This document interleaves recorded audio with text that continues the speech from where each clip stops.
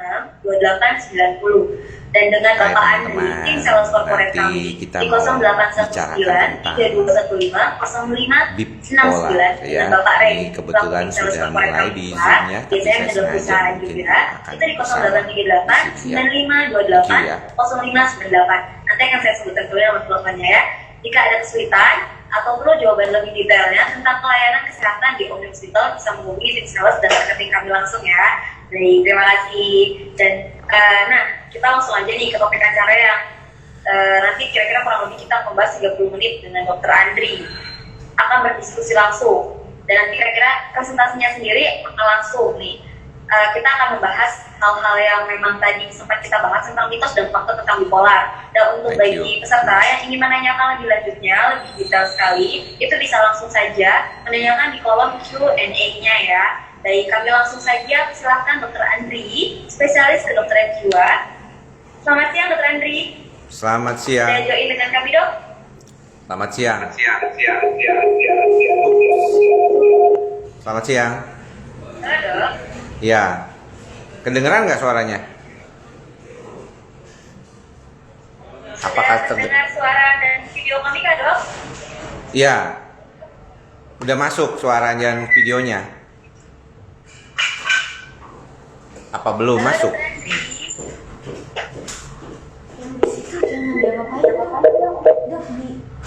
Yang ini nggak usah kan? Iya. Oke.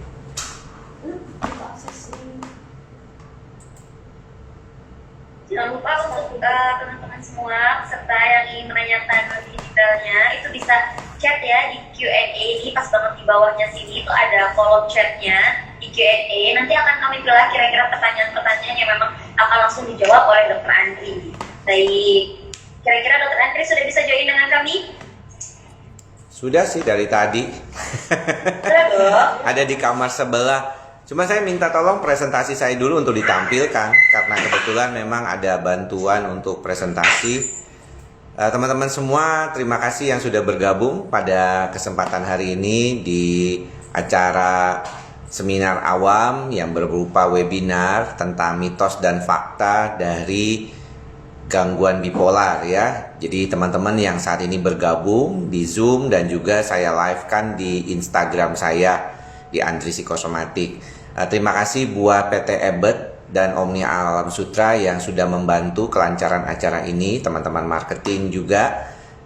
Saat ini saya mau meminta tolong kepada ya, boleh di screen-nya dibesarkan mungkin. Ya, terima kasih ya. Jadi hari ini kita akan membahas mitos dan fakta gangguan bipolar ya. Saya sehari-hari berpraktek di Rumah Sakit Omni Alam Sutra. Dan kalau kita berbicara tentang masalah gangguan bipolar, teman-teman juga banyak yang sudah memahami bahwa gangguan ini memang bukan belakangan sebenarnya sih, sudah 5 tahun belakangan ini menjadi salah satu topik yang paling sering diungkapkan juga, terutama juga di berbagai media sosial yang mungkin juga teman-teman sudah ikuti. Nah, begitu banyaknya informasi seringkali membuat kita ada perbedaan di dalam menanggapi informasi tersebut.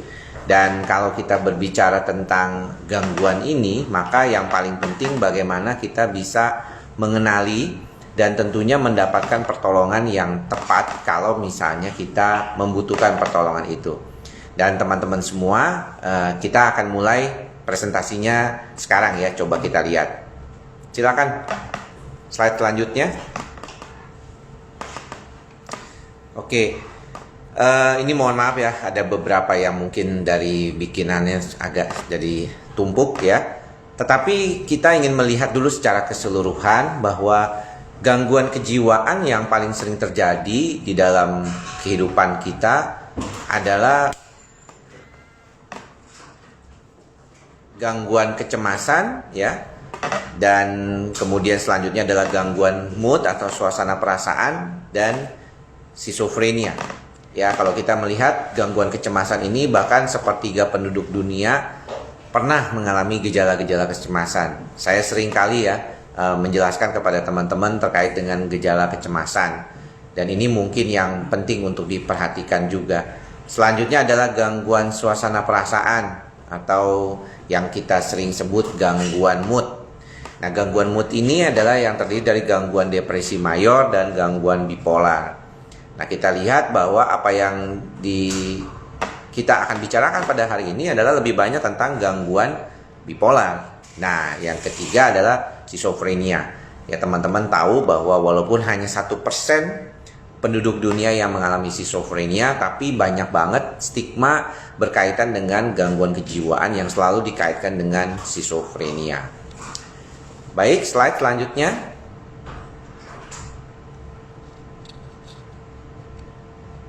Ya, slide selanjutnya. Oke. Nah, ini kalau kita melihat, kalau bicara tentang bagaimana pandemi ini mempengaruhi masalah kejiwaan, maka Perhimpunan Dokter Spesialis Kedokteran Jiwa Indonesia, PDSKJI, dalam hal ini memberikan kepada kita sesuatu yang bisa dianggap sebagai salah satu hal yang mungkin kita perlu sadari, bahwa ternyata masalah psikologis terjadi pada 64,8% dari responden yang berjumlah 4010 setelah 5 bulan pandemi COVID-19 di Indonesia. Kita mengetahuinya dari sumber di pdskji.org, di mana di sana ada beberapa pertanyaan yang berkaitan dengan gejala depresi, kemudian juga gejala kecemasan dan gejala trauma. Nah, kita lihat bahwa ternyata masalah psikologis ini paling banyak ditemukan di usia yang sangat muda, yaitu 17-29 tahun, dan di usia yang lebih tua, di atas 60 tahun. Perempuan kelihatannya lebih banyak daripada laki-laki, mungkin juga karena responden yang tidak tidak setara, tapi tidak masalah, karena memang pada dasarnya gangguan kejiwaan, ya dalam hal ini juga gangguan mood seperti bipolar, itu paling banyak ditemukan pada orang-orang perempuan, ya pada perempuan daripada pada laki-laki gitu. Nah, ini yang kita perlu perhatikan, ternyata masalah psikologis ini bisa memperlihatkan kepada kita banyak sekali, ya lebih dari 50%. Dan ini mungkin yang menjadi problem juga di dalam kehidupan kita sehari-hari. Slide selanjutnya. Nah, bicara spesifik tentang fakta di dalam lapangan terkait dengan bipolar, ternyata bipolar itu diderita oleh 45 juta orang di seluruh dunia, ya. Dan mungkin ada beberapa teman yang googling gitu ya, kalau di Indonesia berapa dok? Ya, ada salah satu sumber dari rumah sakit katanya dibilang 2 juta orang Indonesia mengalami bipolar, ya. Tapi data ini mungkin perlu dikonfirmasi kembali. Namun artinya gangguan ini cukup banyak terjadi pada orang-orang. Dan kalau kita bicara tentang statistik di Amerika, slide selanjutnya.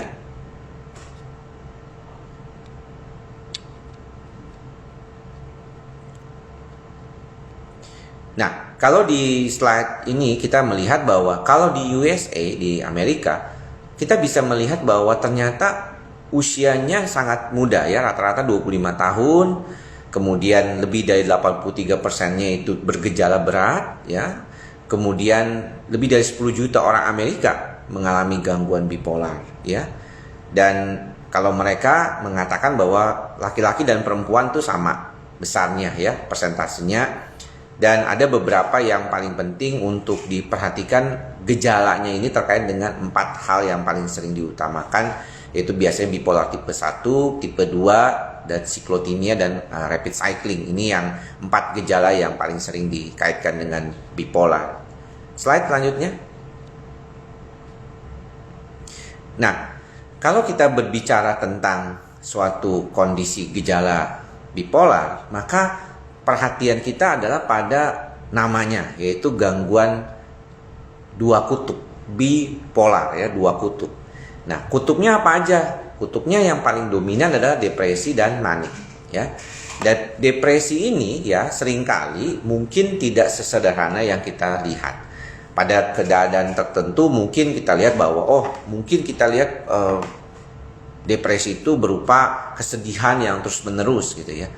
Namun seringkali kita tidak lihat adalah banyak kondisi depresi itu terkait dengan kemarahan, ya, kecemasan, ya, kemudian juga adanya perubahan tidur, ya, perubahan pola tidur, perubahan nafsu makan, ya, kemudian juga ada perasaan kosong, ya, kelelahan, rasa bersalah, perasaan tidak bisa ditolong, iritabilitas atau merasa jadi sensitif seperti itu, ya, ada gejala-gejala melukai diri, ya, dan juga ada perasaan tidak berguna. Termasuk di dalam kaitannya saat ini banyak gejala depresi itu terkait dengan masalah konsentrasi. Jadi banyak pasien-pasien depresi itu merasa konsentrasinya menjadi tidak baik, ya, kondisinya seperti itu. Slide selanjutnya. Nah, bagaimana kalau kita membicarakan terkait dengan bipolar itu sendiri? Tadi ada fase manik dan fase depresi. Sebenarnya saya yakin teman-teman di sini kalau kita bicara tentang bipolar tuh sudah lumayan banyak pengetahuannya, ya. Banyak teman-teman mungkin yang sering mengklik, ya, di Google atau di mana-mana, ya, di media sosial mencari-cari informasi. Maka daripada itu sebenarnya kalau menurut saya informasi sudah begitu banyak Anda temukan, Anda bisa dapatkan di mana-mana. Tetapi bagaimanakah itu terjadi di dalam keadaan kita? Apa betul itu kondisi yang berkaitan dengan situasi keadaan yang berkaitan dengan yang disebut sebagai bipolar tersebut? Nah, gejala dan tanda bipolar ini pertama kita tadi sudah bilang ada dua kutub, bi, ya, artinya dua, dan polar artinya kutub, yaitu manic dan depresi. Gejala depresi tadi sudah kita sebutin di depan. Nah, yang sekarang kita belum sebutkan adalah gejala maniknya. Gejala maniknya itu seperti apa? Karena seringkali orang salah, ya. Dia bilang, iya saya suka merasa senang, gembira. Ya, gembiranya kalau orang manik itu gembira yang berlebihan, luar biasa, ya. Perasaannya luar biasa gembira, kemudian juga energinya berlebihan, ya. Suaranya kenceng kadang-kadang, terus kemudian mereka juga seringkali rapid speech-nya, ya. Jadi seringkali cepat sekali ngomongnya, ya. Terus kemudian nggak butuh tidur, ya. Jadi bukan nggak bisa tidur, tapi nggak butuh tidur. Nah, yang paling juga sering ditemukan adalah seringkali melakukan perilaku yang tidak dipikir lagi, atau melakukan perilaku yang beresiko. Bisa belanja yang luar biasa banyak, mengambil misalnya kadang-kadang ada mengambil kreditan lah segala macam, boros, ya. Kemudian juga banyak yang dikaitkan dengan situasi misalnya membagi-bagi uang kadang-kadang ke orang-orang yang mungkin juga ditemukan pada kehidupan praktek sehari-hari saya, ya. Ada beberapa pasien yang demikian. Nah, kalau kita berbicara tentang dua sisi dari bipolar ini, maka orang lebih sering datang ke psikiater dengan fase yang depresi, ya, kebanyakan, ya. Apalagi kalau misalnya orang ini mengalami yang disebut bipolar tipe 1. Itu juga sering kali ditemukan. Slide.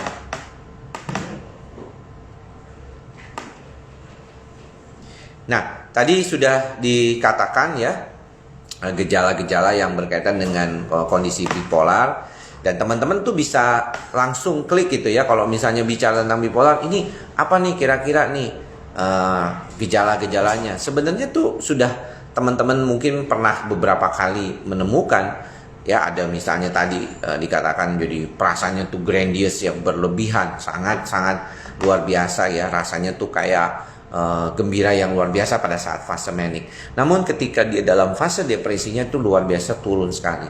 Jadi kalau misalnya kita lihat, orang itu jadinya benar-benar sangat bisa sedihnya luar biasa, ya, sedih banget, tapi bisa juga begitu senangnya luar biasa, dan itu berlebihan, ya, berlebihan. Nah, tentunya disebut mengalami gangguan kejiwaan ketika orang itu bergejala terhadap kondisi pikiran dan perasaan dan perilakunya itu sudah sangat mengganggu kehidupan pribadi dan sosialnya. Itu yang makanya kita sebut sebagai gangguan kejiwaan. Slide. Nah, ini yang mungkin kita akan bahas lebih dalam terkait dengan mitos, ya, yang terkait dengan bipolar. Yang pertama, ini kita temukan juga di internet, ya. Kita coba cek myths about bipolar disorder. Pertama adalah bipolar adalah kondisi yang jarang ditemui katanya, ya. Di awal saya sudah bilang bahwa ini ternyata banyak sekali. 45 juta penduduk dunia menurut WHO itu mengalami gangguan bipolar ini. Jadi ini bukan sesuatu yang kurang ya. Nah, kenapa baru belakangan ini dok muncul orang mengetahui tentang bipolar ini? Ya sebenarnya dikarenakan kondisi dulunya sering disalah diagnostik sebagai gejala gangguan yang lainnya, misalnya depresi atau skizofrenia bahkan pada kasus-kasus tertentu. Ya jadi bukannya nggak ada, dari dulu udah ada, cuman baru belakangan ini mungkin lebih perhatian kita di dalam diagnostik klinis terkait dengan gangguan mood ya, salah satunya adalah gangguan bipolar. Nah, ada juga yang mengatakan bahwa mitos selanjutnya bipolar hanyalah gejala mood swing yang biasa yang bisa dialami oleh banyak orang. Nah, ini tentu tidak. Ya, karena kondisi gejala mood swing ini berbeda ketika ekstrim ya, pada kondisi gangguan bipolar. Dia sangat ekstrim. Jadi kadang-kadang yang tadi saya bilang bisa tingginya luar biasa, kemudian juga bisa depresi luar biasa. Jadi ini yang paling sering kali kita temukan juga ya pada kasus-kasus tertentu terkait dengan bipolar. Ya. Yang ketiga, mitos yang terkait dengan bipolar adalah hanya ada satu jenis bipolar. Tidak ya, kalau kita lihat tadi ada 4 setidaknya yang paling sering, yaitu bipolar tipe 1 di mana ada fase manik dan depresi, kemudian ada bipolar tipe 2 di mana ada fase hipomanik dan depresi, kemudian ada rapid cycling ya di mana terjadi 4 sampai 6 kali perubahan mood dalam 1 tahun episode, dan juga ada yang namanya siklotimia di mana gejala-gejala ini berlangsung panjang gitu ya, lama gitu. Gejala-gejala terkait dengan bipolar ini juga terkait dengan kondisi yang lama. Nah, yang keempat, mitos terkait bipolar adalah bipolar bisa diobati dengan diet dan olahraga. Tidak ya.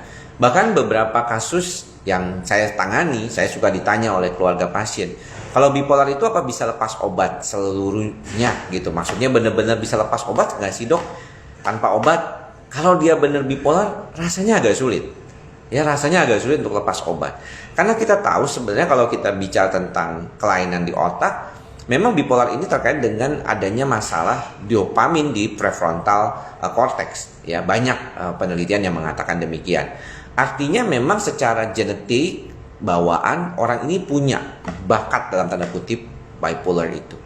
Sehingga kelihatannya pada beberapa kasus kita memerlukan pengobatan yang terus-menerus, ataupun kalau misalnya tidak, itu dikurangi. Jadi diet dan olahraga saja tidak bisa mengobati bipolar. Ya, ini yang penting ya teman-teman harus tahu terkait dengan kondisi bipolar ini. Kemudian yang kelima yang sering dikatakan adalah fase manik artinya baik karena menjadikan kita produktif. Ini juga sering diungkapkan oleh pasien, di mana kebanyakan kalau kita tanya ke pasien-pasien yang mengalami bipolar, mereka lebih prefer atau lebih suka kalau misalnya fasenya itu adalah fase yang berkaitan dengan kalau kita bilang terkait dengan produktivitas ya, dia bisa jadi lebih nyaman begitu katanya kalau misalnya fasenya itu manik atau hipomanik dok. Kalau manik saya rasa enggak. Ya, kebanyakan orang malah merasa capek, lelah kalau dia dalam fase manik ya. Tapi kalau dia dalam fase yang sifatnya hypomanic, mungkin dia merasakan pikirannya lebih cepat, lebih mudah untuk menginformasikan sesuatu, dan itu membuat dia lebih nyaman. Itu bisa saja terjadi seperti itu. Ya, tapi tidak demikian ya, tidak demikian intinya. Nah, orang kreatif yang bipolar dan berobat akan kehilangan kreativitasnya. Nah, ini mungkin tadi terkait dengan kondisi yang tadi disebutkan, bahwa ketika kita berbicara tentang bipolar, orang suka berkata bahwa kalau misalnya lagi fase hipomanik, mungkin kita jadi berasa lebih nyaman kali dok, ya, jadi merasa bisa aktif daripada fase depresi. Ini salah ya, karena tidak selalu dalam fase seperti itu ya. Mitos yang selanjutnya ya, selanjutnya saya lupa ngitungnya berapa tuh. Orang dengan bipolar selalu dalam fase antara manik dan depresi. Tidak. Ada pasien ketika dalam pengobatan yang baik, dia tuh pada fase yang kita sebut fase yang bagus gitu. Apa itu? Eutim ya. Jadi kondisinya tuh oke gitu. Baik-baik saja kondisinya dia gitu. Jadi saya kira ini sesuatu yang penting untuk diketahui. Jadi enggak kayaknya kalau orang bipolar tuh udah kalau nggak depresi ya manik dok. Enggak, ada fase normalnya dalam tanda kutip, fase eutimnya. Dan di fase eutim itulah sebenarnya yang paling penting, di mana orang itu bisa apa ya kalau kita bilang ya, beraktivitas secara normal baik dengan kondisi yang stable ya, itu yang paling utama. Dan pengobatan bipolar untuk semua orang sama? Tentu tidak. Ini mitos selanjutnya terkait dengan bipolar. Tiap orang biasa beda-beda. Ada yang lebih cocok dengan menggunakan mood stabilizer, ada yang lebih cocok dengan menggunakan mood stabilizer dan antipsikotik, ada juga dengan menggunakan antidepresan pada beberapa kasus terkait dengan hal ini adalah yang demikian. Slide selanjutnya. Nah, jadi teman-teman mungkin perlu memahami juga ya. Nah, salah satu yang sering jadi pertanyaan adalah apa bedanya bipolar dengan gangguan kepribadian ambang atau borderline personality? Ini pertanyaan yang paling sering ditanyakan karena gejalanya kok mirip dok? Ya, gejalanya mirip. Nah memang betul, salah satu dari gejala bipolar juga ada tadi yang dikatakan pada saat dia depresi dia bisa melakukan self-harm. Namun yang perlu teman-teman ingat adalah bahwa di dalam ilmu kedokteran jiwa itu kalau kita mendiagnosis seseorang itu kita akan berpikir dokter jiwa itu 5 tahapan. Pertama adalah diagnosis klinisnya dulu. Jadi diagnosis klinisnya apa? Gangguan bipolar, depresi, skizofrenia, itu ya bisa. Lalu selanjutnya adalah diagnostik kepribadiannya. Jadi diagnosis kepribadian ini salah satunya gangguan kepribadian ambang, gangguan kepribadian narsisistik, gangguan kepribadian yang obsesif kompulsif gitu ya, atau anankastik. Itu ada. Jadi itu level ketiganya, yang kedua. Yang ketiga diagnosis medisnya. Misalnya dia bipolar dengan obesitas, bipolar dengan diabetes mellitus gitu ya. Diagnosis aksis satunya bipolar, diagnosis aksis tiganya diabetes mellitus. Kita tentunya harus memilih pengobatan yang bisa tidak bertentangan dengan kondisi medisnya. Yang keempat adalah diagnostik di dalam bagaimana kita melihat support keluarga sebagai salah satu yang paling sering kita temukan menjadi pendukung ataupun tidak pendukung ya dalam kondisi seperti ini. Yang kelima adalah global assessment function atau fungsi secara global. Assessment dokter ini terhadap keadaan orang itu bisa berobat dengan baik, apa bisa bekerja dengan baik, itu tentunya akan menentukan global assessment function orang tersebut terhadap kehidupannya dia. Ketika dia mengalami gangguan jiwa, ini orang sampai nggak bisa ngapa-ngapain, atau masih bisa beraktivitas seperti biasa, atau mungkin jadi 50% berkurang fungsinya, itu ditentukan oleh. Jadi ketika kita berbicara dengan dokter jiwa tuh di dalam otaknya tuh udah akan mikir 5 itu. Jadi kalau dibilang bahwa kenapa borderline mirip dok, memang betul dia agak mirip dengan kondisi gangguan bipolar. Karena tadi ada mood swingnya mungkin, kemudian ada pikiran ingin melukai diri, ya perasaan tidak diterima gitu ya pada kondisi ini. Jangan-jangan dia depresi, tapi beda ya. Dan itu biasanya harus didiagnosis dulu secara klinis oleh seorang dokter jiwa. Nah, kalau kita ketemu dengan orang-orang yang mengalami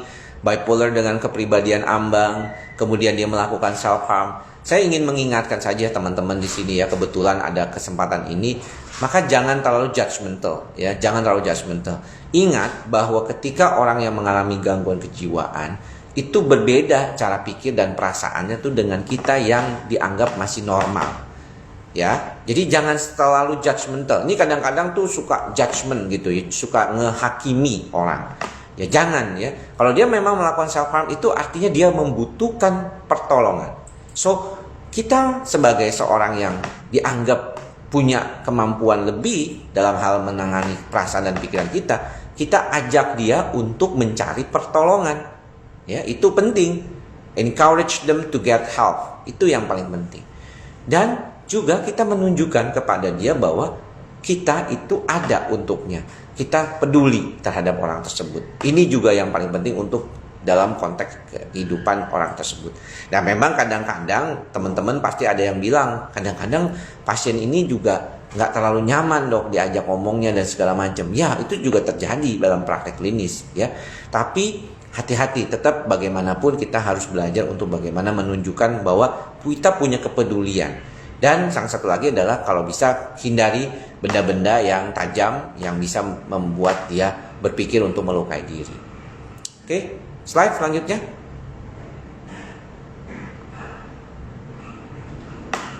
Nah, ini berkaitan dengan fakta di dalam praktek kehidupan kita sebagai dokter, di mana kalau kita bicara tentang apa sih pengobatan terapinya. Tadi mitosnya adalah nggak usah diobatin, nanti juga bayar sendiri, ya. Atau tadi dikaitkan dengan kondisi yang berkaitan dengan olahraga dan diet, cukup katanya buat ngobatin bipolar. Tentunya tidak cukup, ya. Ada beberapa hal yang mungkin perlu diperhatikan. Pertama adalah mood stabilizer, ya. Ini pengobatan yang paling sering dikaitkan.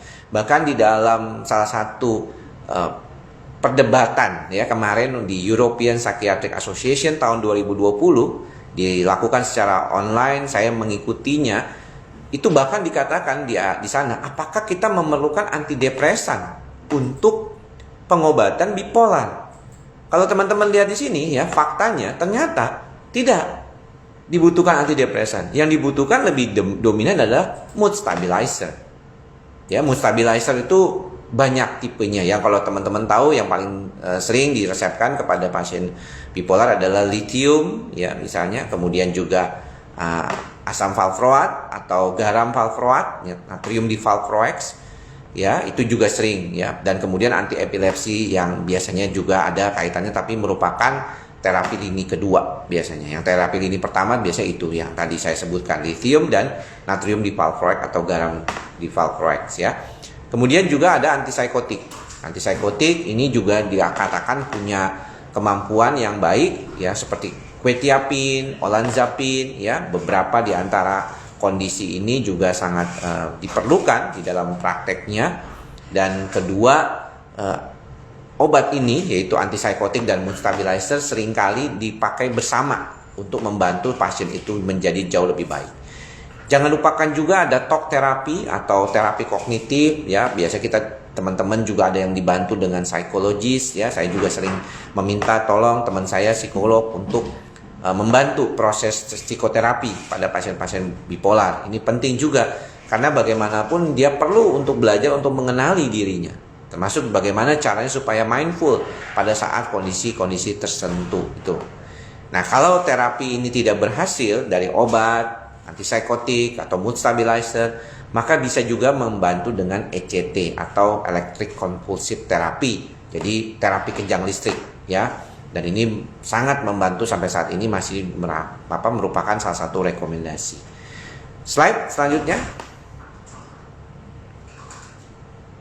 Nah, ini dia. Kalau tadi pada fase depresi, ya, kalau orang itu mengalami gejala depresi pada bipolar, mungkin kita memerlukan antidepresan. Walaupun tadi sudah dikatakan juga seperti itu. Nah, ini pentingnya dikatakan bahwa tadi mengatakan mitos yang mengatakan bahwa pengobatan bipolar mah sama, semua orang akan begitu. Tidak, ya teman-teman, ya, bahwa pengobatan bipolar itu akan sangat bergantung. Jadi nggak usah heran kalau misalnya teman yang satu bilang kayaknya ngobatinnya begini nih, tapi teman satu bilang kayaknya enggak gitu, saya nggak perlu seperti itu gitu, ya. Nah, ini yang perlu diperhatikan oleh teman-teman. Dan beberapa penggunaan vitamin dan mineral mungkin membantu, ya, terutama vitamin dan mineral yang berkaitan dengan elektrolit seperti misalnya natrium, kalium, dan kalsium. Kemudian vitamin D, ya, vitamin D. Kemudian juga ada perubahan gaya hidup termasuk olahraga. Yang penting nih salah satunya, ya, olahraga. Dan kognitif terapi yang berkaitan dengan bagaimana mengubah kognitif atau perilaku atau pikiran yang salah terkait dengan kondisi seperti ini.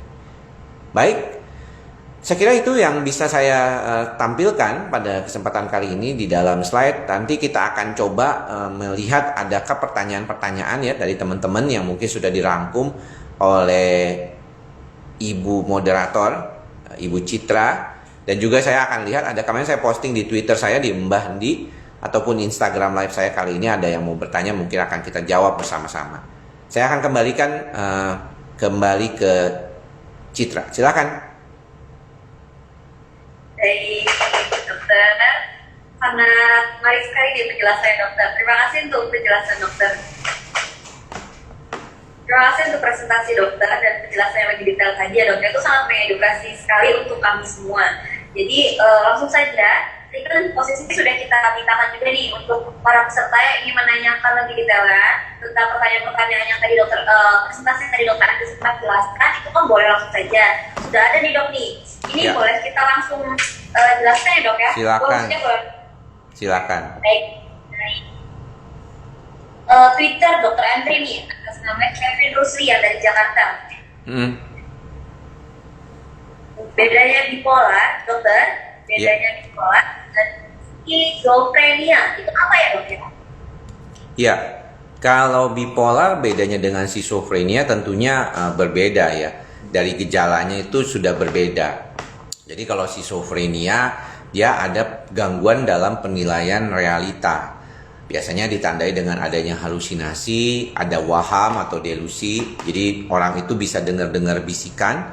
Jadi kalau misalnya, kok ada orang yang mengatakan hal-hal jelek di kuping gitu, kayak dengar radio benar-benar gitu, seperti itu. Kemudian juga ada kecurigaan kalau orang lain tuh ada yang mau berbuat jahat terhadap dia. Itu yang biasanya kita temukan pada pasien-pasien yang mengalami skizofrenia. Nah, bagaimana dengan bipolar? Tadi sudah dikatakan bahwa pasien yang mengalami gangguan bipolar itu utamanya adalah dua gejala, ya, manik dan depresi.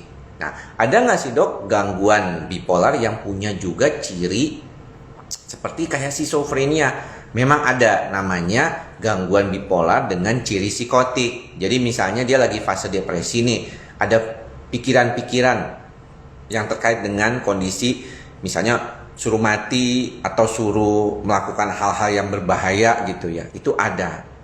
Dan itu juga makanya kenapa diagnosis klinisnya harus dengan dokter yang tentunya ahli di bidangnya, yaitu psikolog psikiater ya dalam hal ini atau dokter jiwa. Nah, ini yang paling penting nih untuk diperhatikan oleh teman-teman. Jadi jangan mendiagnostik diri sendiri. Karena seringkali nih saking banyaknya informasi suka mendiagnosis diri sendiri. Itu penting ya untuk diperhatikan oleh teman-teman semua. Gitu. Itu yang paling bedanya itu sebenarnya, Dok. Silakan selanjutnya. Baik, terima kasih dokter penjelasan Bapak Kevin. Baik, untuk berikutnya ini ada juga dok dari kalau ini langsung nih dok nih. Ya. Juga atas nama Ibu Demi dari Bogor. Ya. Dokter, bagaimana cara menyembuhkan orang dewasa yang mengidap bipolar? Kenapa? Bagaimana cara menyembuhkan orang dewasa yang mengidap bipolar? Bagaimana menyembuhkan orang yang Dewasa yang mengidap penyakit bipolar. dewasa? Dewasa. Oh ya, sama aja. Saya nggak tahu apa ibu ini tadi mengikuti dari awal ya. Ada terapi yang sudah disebutkan tadi ya terkait dengan penggunaan obat. Jadi pertama ya diagnostik. Jadi kalau misalnya teman-teman sekarang ini kan seringkali mungkin terlalu banyak di media sosial ya, di Instagram, di Facebook, kemudian di berbagai macam lah. Ternyata mereka suka nanya tuh ke dokternya. Dokter nggak bakalan bisa menjawab pertanyaan tentang diagnostik itu hanya dari ungkapan teman-teman di saat misalnya lagi chatting atau dalam kondisi webinar seperti ini tuh ya nggak bisa. Dia harus ketemu langsung dengan dokternya, melakukan wawancara psikiatrik yang bertujuan untuk mendapatkan diagnostik, kemudian baru diobatin. Nah tadi sudah dikatakan kan ada obat-obatnya tuh, ada obat antidepresan yang tidak lagi disarankan biasanya kalau untuk kasus bipolar, tapi lebih disarankan adalah antipsikotik atau mood stabilizer gitu, atau penyeimbang mood, obat yang menyeimbangkan mood itu. Jadi sebenarnya obatnya yang lebih ditekankan pada kasus-kasus bipolar ini, termasuk ditambah dengan obat selain seperti misalnya tadi ada yang suplementasi kalau perlu, kemudian juga berkaitan dengan kondisi olahraga misalnya, itu hanya tambahan, tapi utamanya itu mood stabilizer sama antipsikotiknya gitu, pengobatannya untuk dewasa gitu. Oke, dokter terima kasih untuk penjelasan Ibu Devi. Ya. Ini ada pertanyaan lagi dok, ini dari Q&A atas nama Bapak Nuh Daniel dari Semarang. Dokter, apakah sebetulnya tujuan terapi dari bipolar? Pacar saya terdiagnosis bipolar tipe 2 oleh psikiater.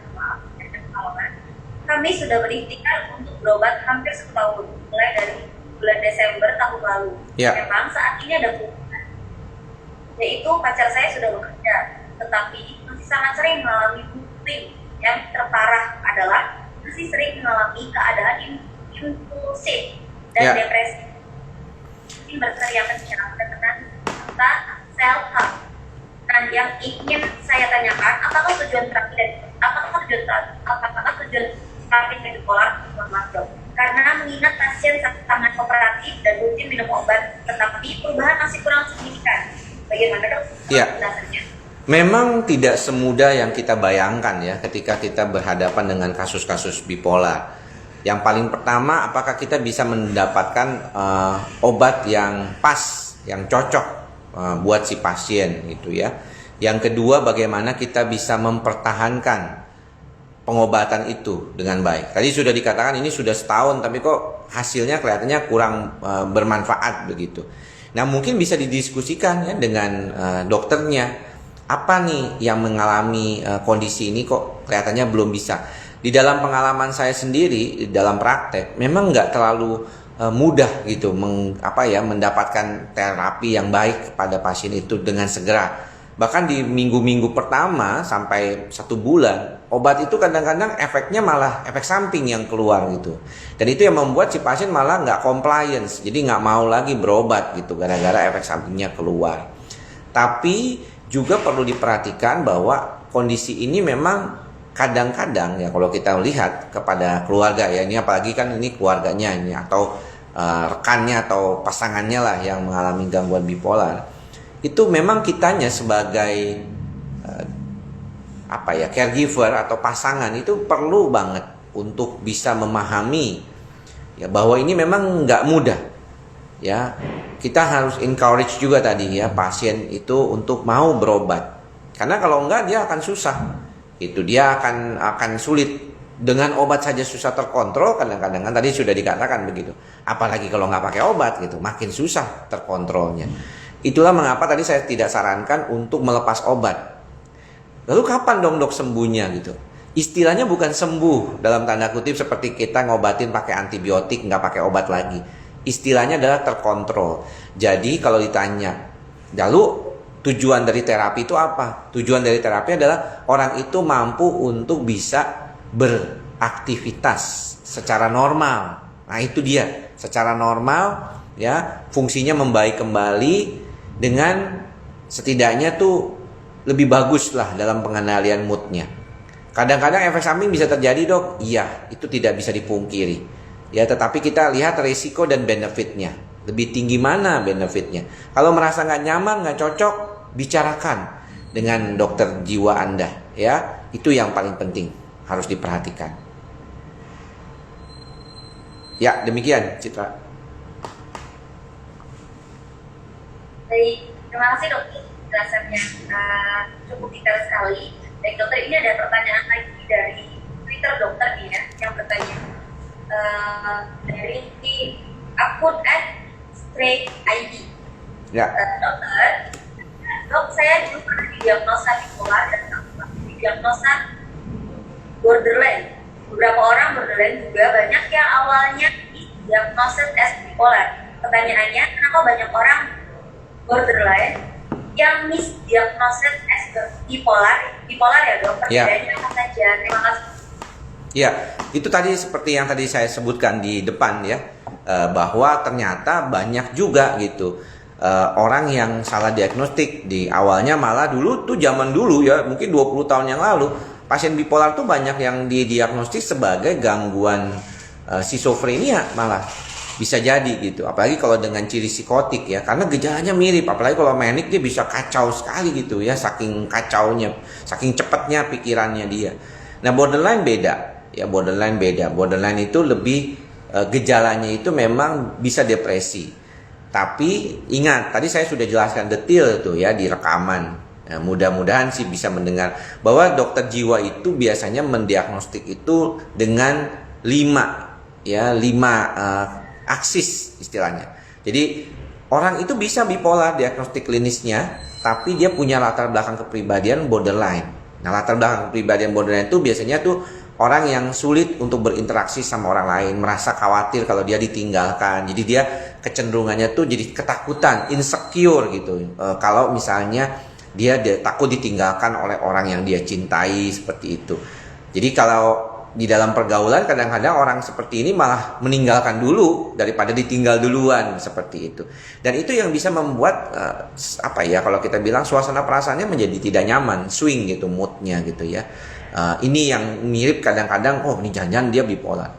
Kalau bipolar itu yang penting harus diperhatikan ya sama teman-teman adalah harus ada fase itu ya, manic dan depresif. Jadi nggak bisa tuh orang bipolar tuh cuman depresif aja, nggak pernah ada episode manik, ya nggak bisa. Ya, itu yang harus diperhatikan tuh. Kadang-kadang suka salah juga gitu ya. Ada dua, namanya juga bipolar, dua kutub begitu. Jadi harus ada fase manik dan ada fase depresif. Walaupun memang seringkali ujungnya itu adalah depresi gejalanya, gitu.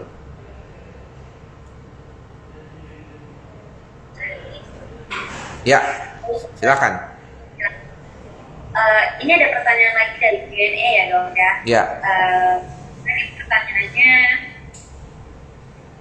dokter izin bertanya dok, karena tiba-tiba banget tiba-tiba nih, Ya. namun kali-kali apakah termasuk bipolar dok? Saya putus-putus dengarnya, gimana? Saya ulang ya dok ya. Ya.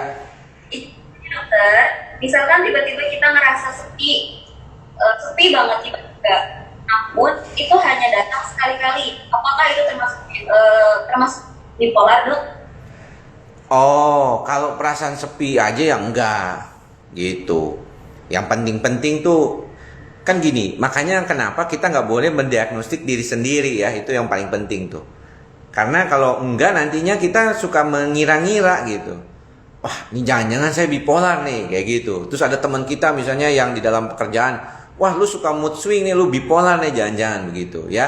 Tidak begitu. Bahkan nanti ada pertanyaan nih, tadi saya coba lihat di Instagram saya di Andri Psikosomatik dari Arisianto 17. Dok, saya terkena bipolar nih, dia udah didiagnosis bipolar katanya. Apakah ketika di fase normal kita boleh berhenti minum obat? Nggak boleh. Ya, jawabannya udah tegas tuh. Nggak boleh. Karena dia itu normal karena minum obat.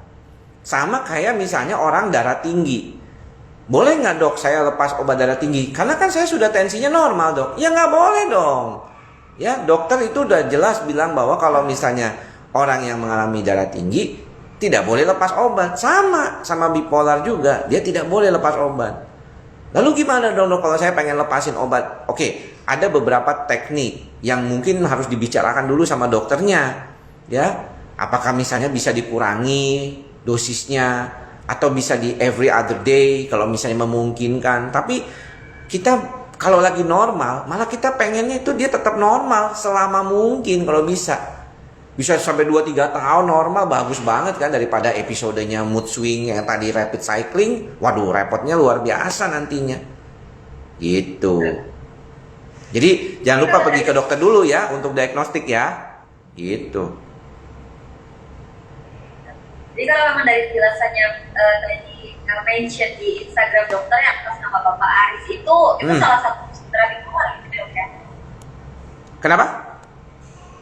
Untuk yang tadi dari akun Instagram dokter yang atas nama Bapak Aris itu salah satu termasuk penyakit bipolar gitu ya dok ya? Ya, dia mengatakan dirinya didiagnosis bipolar gitu. Jadi saya ingin mencoba menjelaskan aja kepada kepada kita semua gitu bahwa pengobatan ini yang paling susah. Memang begini ya, Cid ya, kadang-kadang mungkin kita juga merasa gitu ya.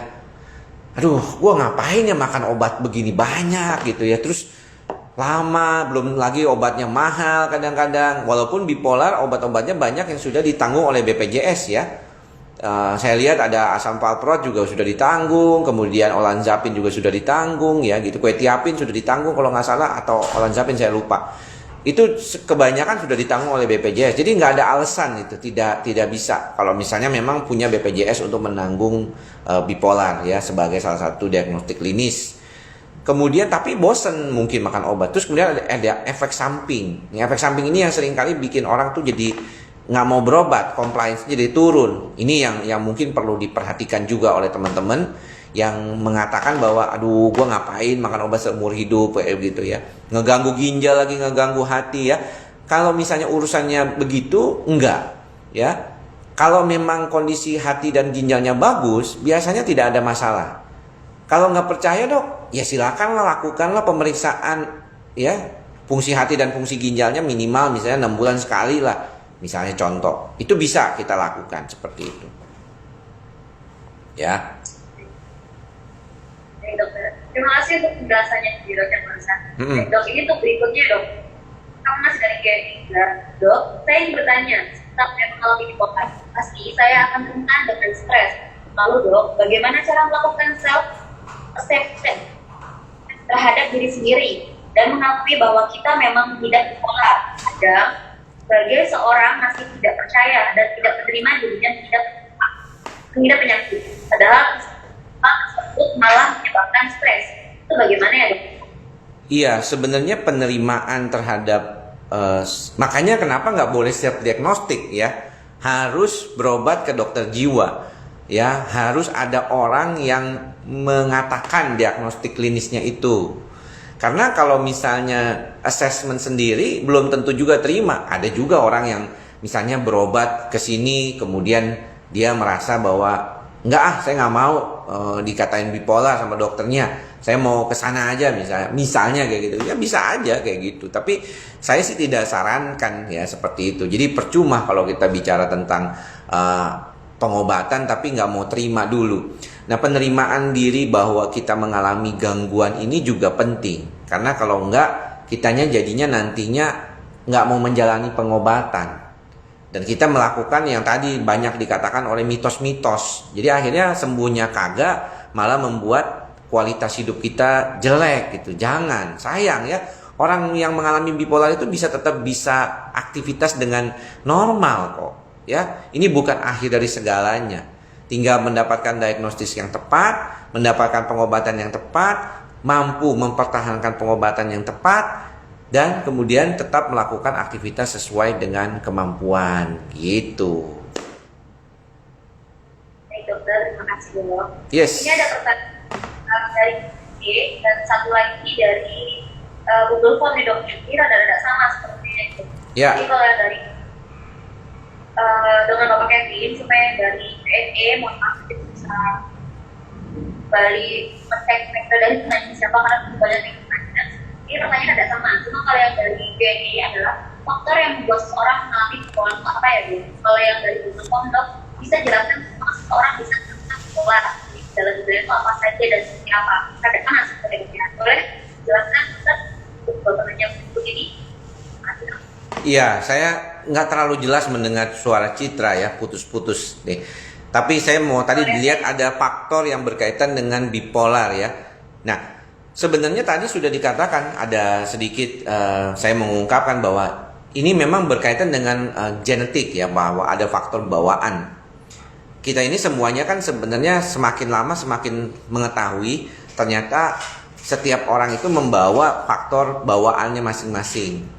Dan kalau kita bicara tentang gangguan bipolar, kan kita jadi bertanya gitu ya, Cit, apakah memang semua orang kalau mengalami gejala-gejala kecemasan yang berat, depresi ataupun ada situasi yang berat kehidupan itu kemudian bisa jadi bipolar dok? Ya enggak dong. Ya, seperti jadi tadi pertanyaan juga di Instagram ya, dikatakan bahwa bisa nggak sih ada orang yang kemudian jadi dari depresi terus jadi bipolar, dari cemas jadi bipolar? Ya tidak. Jalurnya beda-beda. Ada orang yang cemas jadinya memang cemas aja, tapi bisa jadi gejala depresi juga ada yang campuran. Nah, ini mungkin nanti kita akan bahas pada webinar selanjutnya nanti tanggal 19 Desember. Ada banyak sekali hal-hal yang berkaitan dengan gangguan kejiwaan, tapi dasarnya itu memang ada faktor di otak orang tersebut ya. Secara pasti tidak diketahui karena begitu banyak faktor. Misalnya dia ada bawaan genetiknya, tapi kemudian lingkungan dia juga mendukung menjadikan gejalanya itu lebih muncul. Itu juga bisa terjadi pada keadaan-keadaan tertentu. Nah, untuk itulah sebenarnya multifaktornya penyebab ini yang menyebabkan pendekatannya pun multifaktor. Nggak cukup dengan obat saja, walaupun obat sangat penting. Tadi saya bilang untuk kondisi bipolar itu obat sangat penting, tetapi juga perlu dilihat dari sisi yang lainnya. Sisi apa lagi? Sosialnya, latihannya, dari diri sendirinya juga. Ini sangat penting ya. Saya lihat makin banyak banget yang bertanya ya.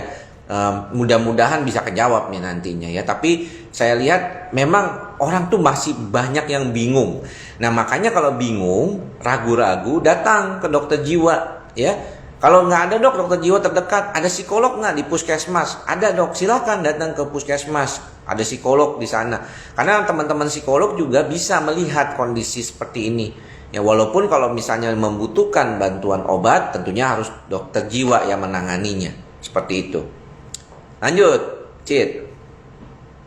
Terima kasih dokter. Dokter, mohon maaf, suara saya memang kurang terdengar jelas atau bagaimana ya dokter? Udah ini kalau ini jelas nih tadi. Cuma kalau tadi kebetulan kurang jelas tadi. Ya, baik, kalau menurut saya kurang jelas nanti. Ya. Ya. Baik dokter. Ini untuk pertanyaan berikutnya ya dok ya. Yuk, silakan. Bagaimana pengobatannya dengan diagnosis bipolar menjadi schizophrenia? Mohon penjelasannya dokter. Wah, itu tadi sudah dikatakan itu yang berkaitan dengan schizophrenia itu karena gejala bipolarnya mungkin ada gejala psikotiknya. Jadi pada fase depresi bipolar dia itu juga ada gejala misalnya nyuruh-nyuruh untuk mati gitu. Ada yang begitu. Tapi ingat kalau schizophrenia itu nggak ada gejala maniknya. Kalau nggak ada gejala maniknya dok, ya berarti bukan bipolar. Udah gampang aja begitu. Tapi kan yang ngomong dokter jiwa. Kalau yang ngomongnya awam atau baca-baca sendiri ya jadi bingung sendiri. Makanya konfirmasikanlah diagnostik Anda ke dokter jiwa. Itu penting. Kemudian tadi tipe-tipenya nih. Contoh nih ya, misalnya ada pertanyaan nih di Instagram ya dari Pure Altruism. Wah, namanya keren. Dok, saya terdiagnosis bipolar tipe 2. Nah, tipe 2 tuh apa tuh? Ya, tipe 2 itu adalah apa yang bipolarnya itu dominannya lebih ke gejala depresinya dan hipomanik. Jadi dia nggak pernah gejala manik banget misalnya, tapi dia lebih dominan depresi. Biasanya orang dengan bipolar tipe 2 datangnya ke dokter jiwa karena gejala depresinya. Nah, gimana ngobatinnya? Ngobatinnya sama. Apakah kalau misalnya dia lebih dominan gejala depresinya, maka boleh digunakan antidepresan. Tapi jangan lupa, saya sih selalu ingat banget ya, kalau di dalam berbagai macam praktek, saya selalu tidak melupakan kalau pasien itu diagnostiknya bipolar, maka anti maniknya atau mood stabilizernya itu tidak dilepaskan. Jadi antidepresannya bisa lepas, tapi mood stabilizernya seperti asam valproat, natrium divalproex, atau kemudian juga lithium itu tidak dilepas. Ya, itu yang penting. Biasanya kita fokus ke mood stabilizer, atau misalnya kalau nggak ada ataupun nggak cocok dengan mood stabilizer dengan menggunakan antipsikotik. Saya lihat beberapa yang peserta hari ini sudah berobat dan sudah didiagnosis oleh dokter jiwanya, Cid. Jadi mereka juga bertanya tentang pengobatan dan bagaimana tetap bertahan dalam pengobatan itu, Cid. Oke dokter, cukup terjawab ya dok ya.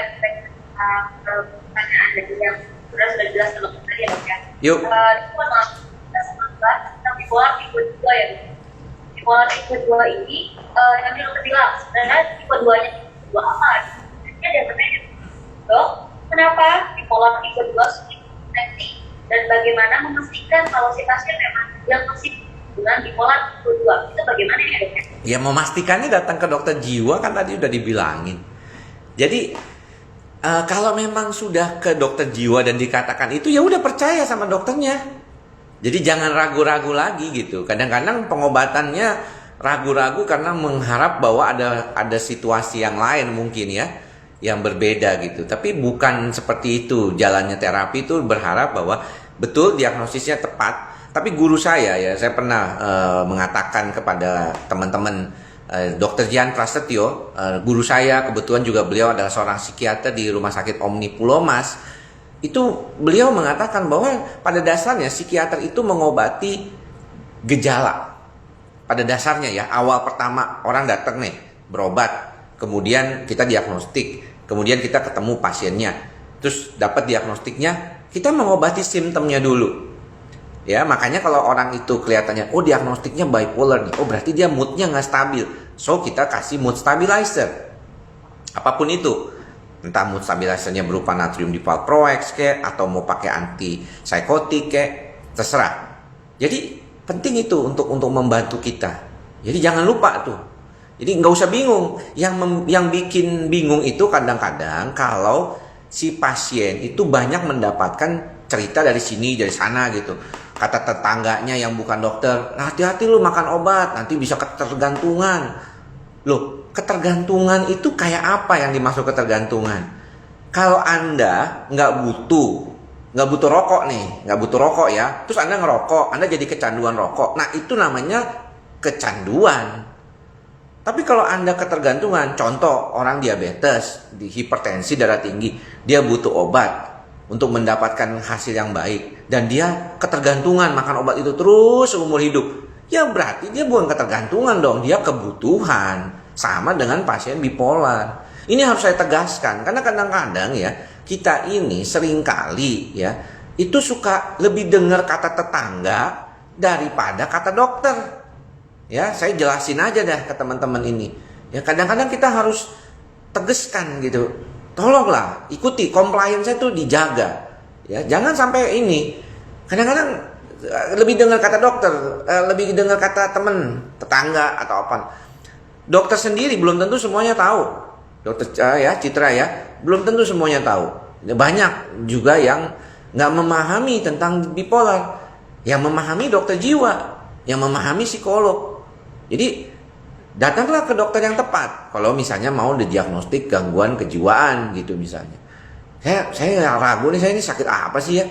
Ya datanglah ke dokter jiwa gitu. Bahkan bisa melakukan pemeriksaan dengan psikotes atau psikometric test. Istilahnya kalau kita tuh psikometric test. Bisa dengan MMPI, biasanya ditemukan di rumah sakit jiwa besar atau di beberapa rumah sakit umum yang memberikan tes MMPI misalnya contohnya gitu. Itu bisa dilakukan gitu. Walaupun itu bukan alat diagnostik, ingat ya. Itu hanya alat bantu diagnostik. Ya, diagnostiknya tetap harus ditegakkan oleh dokter jiwanya sendiri. Itu penting, harus diperhatikan. Terima kasih jelasnya, Dok. Intinya sih kita tetap percaya kalau memang merasa baiknya memang konsultasikan langsung ke dokter ya, Dok ya. Yang sudah ahlinya. Jadi tetangga ya, Dok ya. Sama jadi sudah minum obat ya, Dok ya. Jadi kalau memang sudah dari dokternya langsung, itu sudah dipastikan harus habis ya, Dok ya. Tidak dihabiskan ya, Dok ya. Seperti jenisnya yang obat untuk darah tinggi ya, Dok ya. Tidak dikonsumsi maka bisa menyebabkan kematian. Seperti itu ya, Dok ya. Iya, orang suka bingung katanya nggak makan obat darah tinggi supaya nggak kena ginjal. Ya kalau misalnya nggak makan obat darah tinggi malah bisa rusak ginjal. Terbalik gitu. Baik, dokter. Berikutnya ada pertanyaan juga dari Q&A-nya. Dokter, saya Raden kita dari Bandung mau bertanya untuk pengobatan bipolar rata-rata berapa lama ya, Dok ya? Saya terdiagnosis bipolar sudah 1 tahun, tapi baru berobat 3 kali karena tidak didukung oleh keluarga. Apa dampaknya, Dok, bila berobat tidak teratur? Ya, keluarganya suruh dengar omongan saya tadi. Ya, itu aja dah jawabannya. Karena semuanya sudah dijawab tadi. Berapa lama pengobatannya? Bisa lama, bisa seumur hidup. Ya, itu yang paling sering. Compliance itu menjadi penting. Coba aja tanya sama dokternya. Berapa lama, Dok? Ya, bisa seumur hidup. Ya. Dan ini perlu dukungan keluarga. Saya punya pasien itu dari gadis, ya, belum nikah, sampai nikah, sekarang sudah punya anak 2. Masih berobat sama saya. Gangguan bipolar. Ya. Waktu lagi hamil, Dok, dia pakai obat, Dok? Iya, dia pakai obat waktu dia lagi hamil. Anaknya, Dok, nggak kenapa-napa tuh. Ya, biasa aja, anaknya bagus, semuanya normal, sehat, ya, pinter anaknya malah yang pertama tuh udah sekolah gitu. Jadi nggak perlu takut, ya, berobat itu. Jadi tolong ya buat teman-teman ini jangan takut, ya, dan dukunglah kalau keluarga yang dengar, siapa tahu nih, tolong direkam deh. Ya mudah-mudahan kalau yang nggak dapet rekamannya di Zoom ini, tadi di Instagram saya nih mudah-mudahan nggak lama lagi sih, sejam kan biasanya kalau di Instagram sudah ada juga live-nya. Ya setelin dah buat keluarganya tuh biar ngerti. Ya itu penting juga. Karena memang harus digituin kadang-kadang ya, harus dijelaskan benar-benar nih ini bahwa ini memang memerlukan obat. Ini bukan kadang-kadang gini, Cit. Mungkin orang menganggap bahwa gangguan kejiwaan itu kan mengenai dengan suasana perasaan, pikiran gitu ya, perilaku orang gitu. Jadi dia bilang ya udahlah yang penting udah berpikir positif aja, sembayang aja gitu ya. Ini kamu kurang iman kali gitu ya. Nggak ada hubungannya. Nggak ada hubungannya. Itu penyakit atau dalam tanda kutip tuh gangguan di otak. Dok, tadi ada pertanyaan di Instagram. Emang bisa kelihatan bipolar itu di CT scan misalnya di MRI? Memang nggak kelihatan. Karena yang terkait adalah fungsinya. Sekarang saya tanya sama kalian teman-teman ini. Teman-teman tahu sekarang ini lagi di Instagram, di Zoom, saya lagi ngobrol, ngerti suara saya, ini bahasa Indonesia bukan bahasa Inggris. Itu dari mana? Semua dari proses pikiran kan? Kalau di CT scan apakah beda gitu? Ada yang ngomong bahasa Inggris sama bahasa Indonesia beda di otaknya? Enggak kelihatan. Tapi fungsinya berbeda masing-masing bahasa itu. Ya, kalau ketahuannya dari mana, Dok? Itu kalau yang kena stroke, kalau kenanya di daerah depan bisa berakibat perilakunya seperti apa. Kalau kenanya di daerah tengah bisa berakibat perilakunya seperti apa. Jadi sebenarnya ini sesuatu yang real. Gangguan jiwa adalah gangguan medis.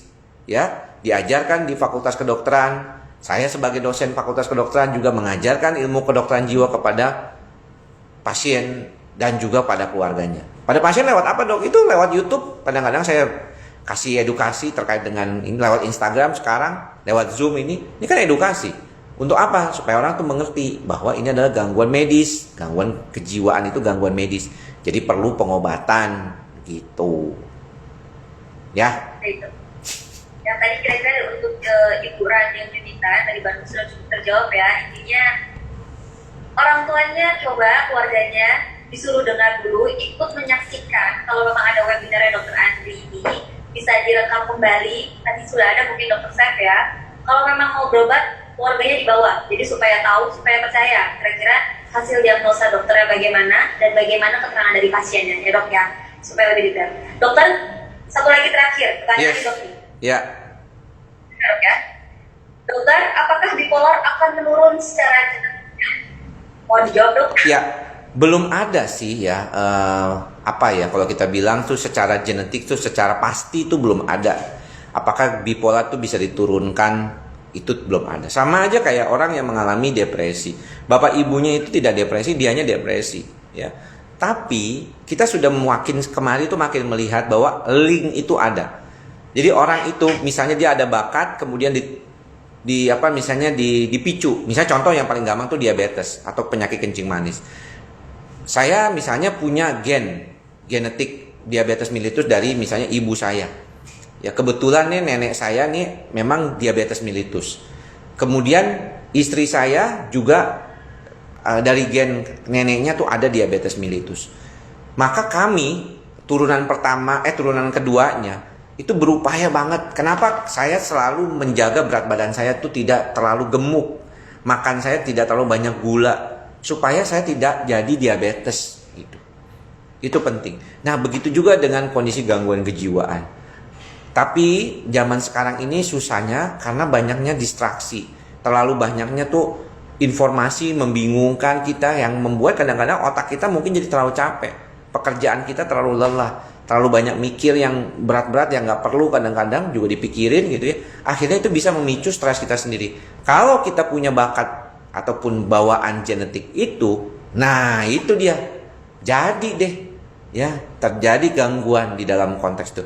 Tidak sesemudah itu, tidak sesederhana itu memang jalannya. Karena namanya gen itu kan banyak banget dari mana-mana ya. Kemudian terkait dengan banyak faktor. Tapi memang sedang dipelajari bahwa masalah gen itu ada. Contoh aja gangguan cemas yang akan kita bahas nanti 19 Desember. Itu gangguan cemas itu 43%-nya itu terkait dengan faktor genetik.